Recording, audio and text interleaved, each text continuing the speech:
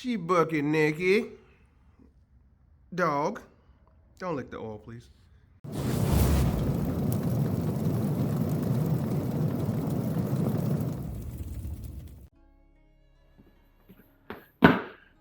What up, y'all? So, I'm lazy, and it's damn near January, almost 2025. By the time you see this video, it's probably gonna be 2028, because I'll be slow sometimes. Anyway, never changed the oil on the bike when I was putting it up for the winter. I planned on doing a couple upgrades for the bike. I already got the fork seal driver kit. I have a dampening rod bleed tool. I have some battery stuff that I want to do to it. Hi, Duty. I am going to change the clutch plates. I'm going to change the oil. I'm going to change the coolant. I'm going to attempt to do a some shits. Valve adjustment. All stuff I needed to do. Got to change the fork oil because it was leaking earlier this season, and it's pretty dark. It's bad. It needs to be changed. So that's stuff I'm going to attempt this winter. Right now, I'm just trying to think of some reason to make some B-roll. This may be a voiceover video. This may be a long-ass non-explanation, just watching me do stuff video. Unsure how I'm going to set it up yet, but I knew I need to come out of the garage and get started. So it's going to take me multiple weeks to get this done. And yeah, so I'm going to just get into it. It's going to see me a lot of walking around. I'm going to throw my comedy radio on. I'm going to get it down to the butt nakeds because I got to take all the fairings off as much as I need to. I still need to buy a couple tools. I got to get the fork compression tool. I got to get the shims to do the valve adjustment, and I need to get an actual center stand motorcycle jack because I'm gonna have to take the front tire off, and I'm gonna have to take the forks off, and I'm not gonna be able to suspend the bike by the forks if those same forks are coming off, right? Makes sense. So I'm gonna walk around, do some stuff, start her up. I'm gonna let the oil get nice and warm and turbulent and shaking around or mixed up and all that jazz and out. That's the way I personally like to do it. It's been sitting for a couple weeks. Some people just let the oil drain. Just like my mom used to say, I had to spin the oil, turn the oil before I cleaned it out the pot in the kitchen. Doing the same thing for my motorcycle because I want all that sediment to be all mixed up and flow out nice and smooth instead of be stuck at the bottom of my oil pan. Speaking of sitting for weeks, I let my battery die. Bad juju on my part, so I'm going to replace that battery with the lithium zero gravity. Got this joint, anti-gravity batteries. This is not food, bro. Get up off me. I'm trying to talk to the YouTubes. I love their stuff. I have their remote starters. I have their battery packs, jump packs, sorry. And this battery that I'm going to purchase, I got the accessories first because that shit's expensive, has a remote start for the battery. It has a battery backup / emergency jump start self-starting capability, which seems awesome. And it's a lithium battery, and I can let that shit sit for weeks instead of letting my battery get cold, go beyond the minimum value for the voltage, and then starting to become degraded over time, and it won't keep a charge, and it stops me at stoplights, and if I stall my bike, I'm fucked. So, I'm gonna get to working. You can keep watching. I might see you at the end of the video. See you in a couple weeks. Who knows how this is gonna go? Yeah, booty.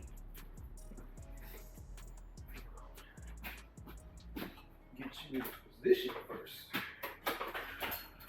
Also, I got my Insta360 Go 3 right there, catching other B-roll and my cat like dog. Just get your mitts off me, ma'am.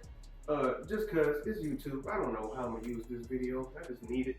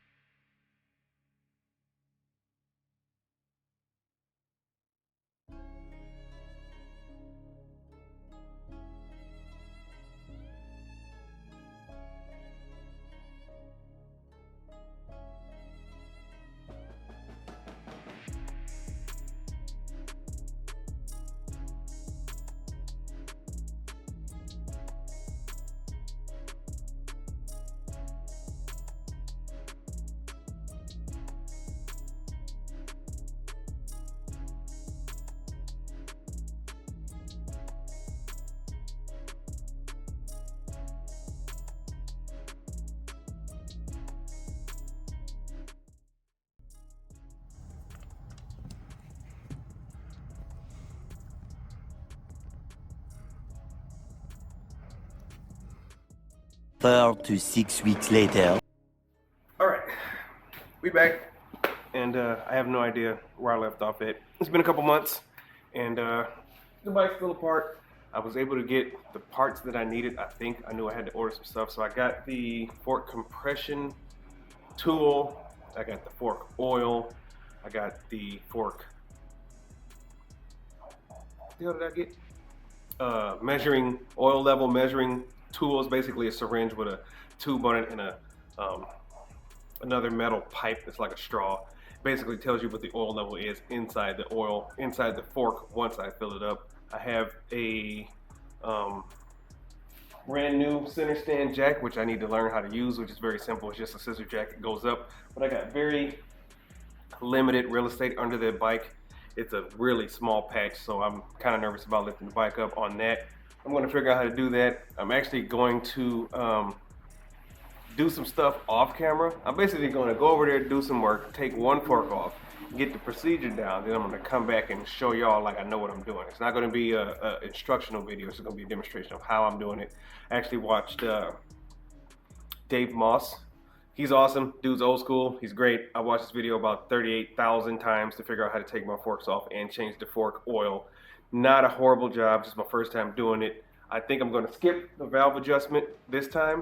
What else I got? I know I got some other tool. Got something else. You'll see it in the video. Fork spring adjustment tool, jack, seals, oil. I think I got it all. Anyway, this is just another part of the video that's going to cut because I'm going to go do stuff, then I'm going to come back, I'm going to get some B-roll, I'm going to have some stuff that I can present while I'm talking. Still don't know how long this video is going to be, but I don't know what I'm doing. This is going to be a while because I got to learn it, and then I'm going to show it as best as possible. Not instructional, kind of like a get ready with me motorcycle style, but learn with me, maybe. I don't know. I'm going to just do some shit. Y'all just keep watching.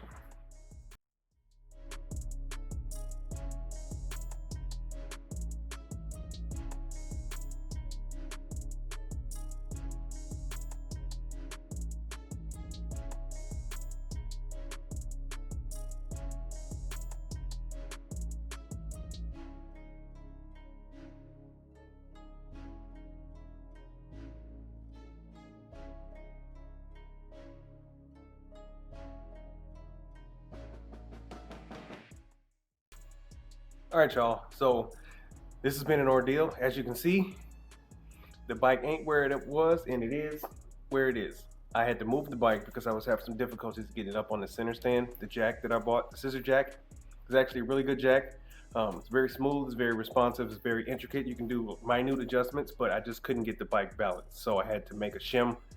Little piece of wood that I shoved up under there because the lip of the surface area I was working on was very small. Lifted the bike up with no problem, but it started to teeter left and right, and I was starting to have an issue. I ended up getting the front tire off the bike. As soon as I got the front tire off, that thing started to tilt, and I almost lost it.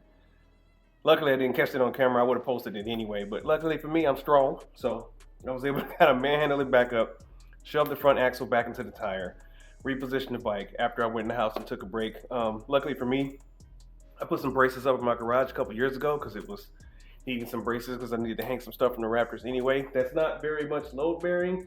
The weight of the bike is still on the center stand, but I just got some straps because I stay strapped up around these parts, and I was able to balance the bike left and right while still having most of the load on the center stand itself with my little wooden shim. I did kind of function test it a little bit. Woo,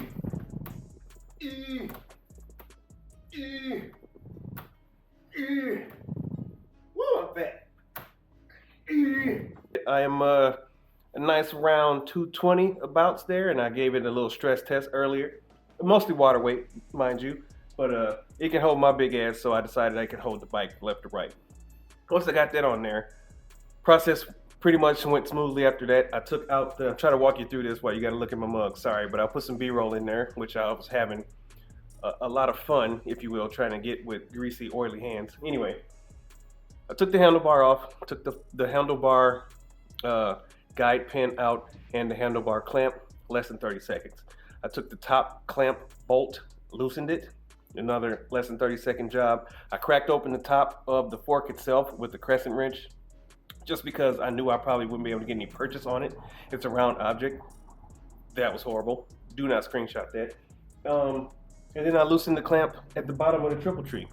Slid the fork right out, smooth as butter. Got it over here to my work area, as you can see, where it's currently clamped with the inside my vise lips, front plates, face, whatever they're called, weren't big enough, so I had to rig up some pieces of wood so that I could effectively clamp the fork in there so it didn't move left to right. I can get some work done.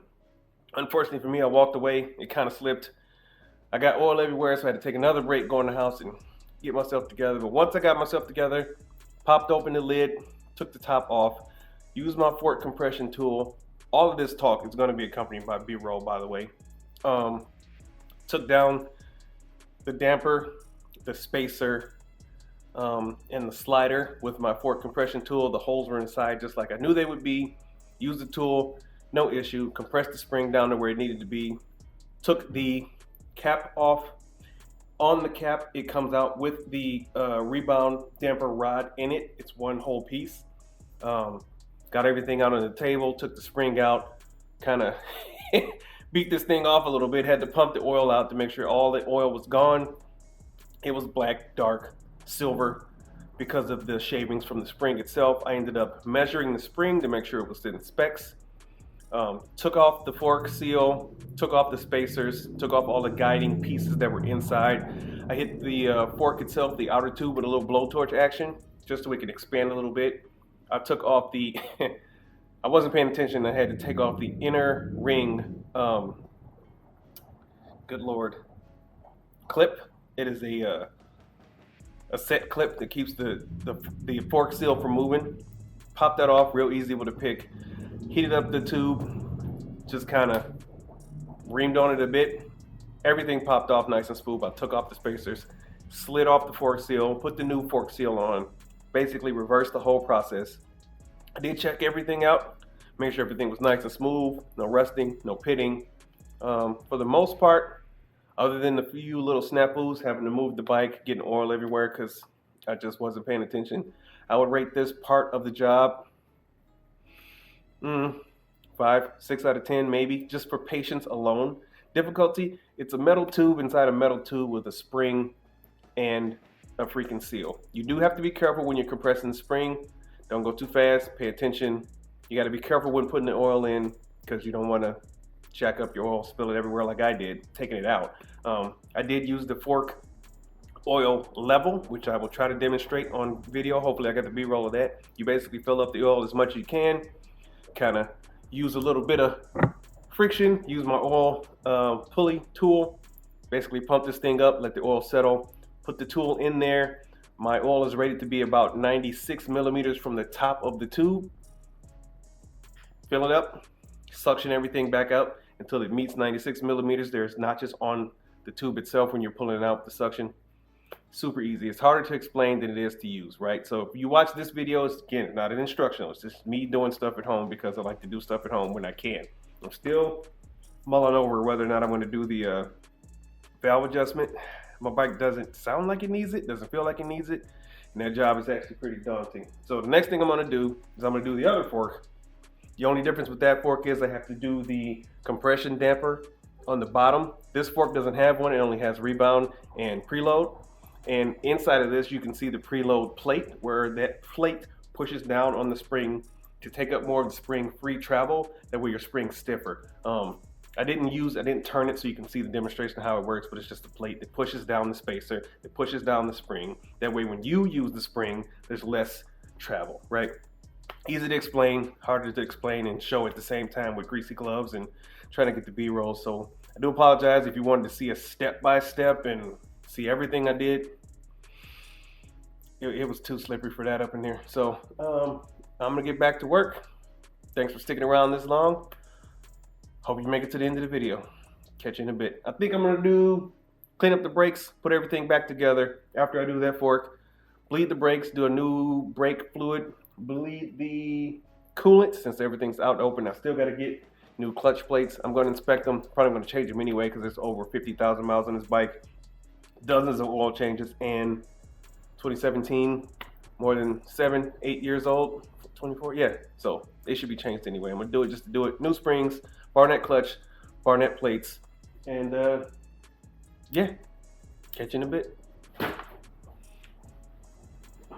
Oh, also, had to buy a tool. So when I torqued down the top of the fork spring, the fork itself, I opened it up with a crescent wrench, but I had to buy a 24 millimeter just to torque it down because I do have the owner's manual and the service manual, and there's a specific torque spec for that, and I want to put it back to where it's supposed to be once I put it back in the clamps. I can't torque it down now because, again, it's a cylinder. Can't get any purchase on it, but once it's clamped in place, torque it down, be good to go. All right, now I'm gonna do stuff because I'm tired of hiking my eyebrows up. Catch you in a bit. All right, so the fork job was a success. The next thing I'm going to do on this winter maintenance project is bleed the brakes. I'm going to first bleed the brake farthest away from the brake reservoir. The cut. I'm glad you noticed. Thank you for the compliment. Anyway, I'm going to do the brake closest to the reservoir. After that, bleed them both till they're nice, crisp, and clean. And then I'm going to bleed the rear brake with the same technique. Actually, by the time I'm done yapping on this portion of the video, you'll probably see that I've overlaid everything that I'm doing and described just now. I'm not going to do a, just in case you needed to check them out again, this whole thing. I'm not going to do a comprehensive part of the video because I've done it before. I will post a link at the ding to when I did a full brake flush fluid change with the one-way check valve tool that I bought. So, done yapping. You've probably seen all the B-roll by now, so on to the next portion. All right, y'all, so the brake fluid flush was a success. I ended up rounding out one of my brake pad pins by mistake. So, of course, when you're doing a project like this, you got to be prepared to make a mistake or need to buy a tool or need to buy a part, which I was fully prepared for. It just sucks because now it slowed me down a little bit. But anyway, so now I'm moving on to the coolant change, and I think I found a groove for the way I'm going to do the videos. Going to pop the coolant drain bolt, and hopefully it will self-siphon out of the coolant reservoir in the back of the bike, and then it will just pull all the coolant out and I don't have to worry about it. If it doesn't, then I will grab my siphoning tube and I will siphon out the coolant that's in the reservoir tank, pop open the coolant filled cap off of the top of the radiator, and then I will pour coolant in until the tip of the neck of the radiator fill, and then I will pour coolant back into the reservoir, and then I will let the bike run and basically burp itself out, and then I will check the fluid levels and it'll be good to go. I'm going to overlay the video as I'm talking. You will have seen it already by now, and I'm pretty much going to keep that thing because, like I said, I got myself into a groove. After that, clutch plates are on the way. You should see them right now. I'm going to pop open the clutch cover. I have already disconnected the clutch lever because I had to take the handlebars apart anyway when I was taking the fork apart. So those things are already disconnected. The clutch cable is just dangling free at the top of the bike. The free play, the slack that I have will allow me to disconnect the clutch lever pulley bolt. I've done a detailed video on the clutch change before, back in the way back yonder with my 06 or my 13 Ninja 650. So again, if you want to see that video, I'll post it at the ding, but I'm not going to do super detailed. I'm just going to narrate and try to overlay the video because it's a lot easier for me to do this style of editing rather than trying to talk through it and make a mistake and then have to go back and do some other stuff. Again, I don't mind showing my mistakes, but this is super slow. Hands have always got grease or oil or coolant or something on them, gunk, and it just makes the whole ordeal much more cumbersome than it needs to be. So by the time I've yapped all of this stuff, you will have seen all the stuff that I did while I was taking time, wasting it yapping so that I could overlay the video till right now. So clutch plates are out. I'm gonna count them. I think I have 9 Kevlar plates, 6 steel plates, and 1 OEM double steel plate that stands out from all the other plates. It's got holes in it, and it's just very easily discernible, right? So clutch plates and the Kevlar plates go in a specific fashion. I believe it's Kevlar, steel, Kevlar, steel, Kevlar, steel, repeating until it comes out. And then the last plate, or the first plate, depending on how you look at it, is offset from the rest of them, and it's a Kevlar plate. I attach the pressure plate back to it, and then I attach the clutch stop plate back to the pressure plate with 3 brand new bolts and springs. So you will have seen all of that by now, hopefully. If you don't know which order the plates go in, basically you can take a video or a picture, make sure you look at the first plate. If it's Kevlar, then you know your next plate is steel. If your first plate is steel, you know your next plate is Kevlar. Just make sure to put the items back in the way that you take them out. My plates are 2.3 millimeter. I'm gonna get my caliper, I'm gonna measure the thickness to see if they're within the service limit. It doesn't matter because I bought a full clutch plate pack, which came with all of them anyway, but it still doesn't hurt to check them out to see if I was even close to even needing to change them. I think I am. I got almost 50,000 miles on this bike in 8 years. Ridiculous. And it's never been changed, so it's time for me to do that anyway. Might as well do it while I'm in there. Gonna get a new gasket, clean off the service area, apply the gasket, set it neatly over the dowels, and then tighten down each bolt respectively as they're supposed to be. Got the manual, got the torque specs. I love my torque specs. And then by now, I'm done. All I got to do is put the oil back in there, get everything cinched up, and then I think it may be the end of the project. I am still waffling on trying to do the valve adjustment, even the valve inspection. I got to take way more of the top end down than I've ever done, and that part is intimidating. Don't know, but we'll see how it goes. Thanks for watching this far, and if I don't get to the valves clearance, thanks for watching the whole video because this baby's over. And then check out the next video on my playlist. Hopefully I'll have something to yap about, but I appreciate you sticking with me during my winter maintenance project. I don't think I got in over my head this time. I've done all of these things individually. I've never done them all at once together. It was not horrible. You can do it if I can do it. Catch y'all next time.